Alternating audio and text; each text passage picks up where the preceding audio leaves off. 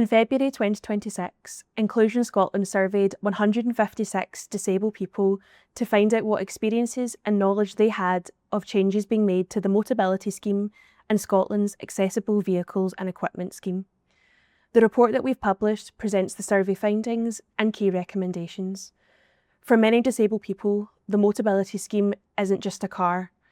It means independence, freedom, access to work, healthcare, education, family and community life. But major changes to the scheme are causing growing concern and anxiety. So what are the key changes? From this year, the annual mileage allowance will be reduced from 20,000 miles to 10,000 miles. Excess mileage charges will increase to 25 pence per mile. Some larger and so-called luxury vehicles will be removed from the scheme.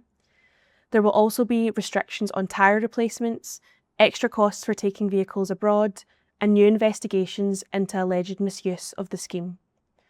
From April 2026, new customers will also face the introduction of Drive Smart tracking devices, monitoring speed, mileage, and driving behaviour. So what's the impact of these proposed changes? Inclusion Scotland surveyed disabled people across Scotland between February and March 2026. What we heard was clear. People are worried about losing their independence, worried about rising costs, and worried they will no longer be able to access a vehicle that meets their needs. Many respondents said inaccessible public transport leaves them with no realistic alternative. For rural communities, carers, wheelchair users, and people with complex medical needs, these changes could mean isolation and a loss of independence.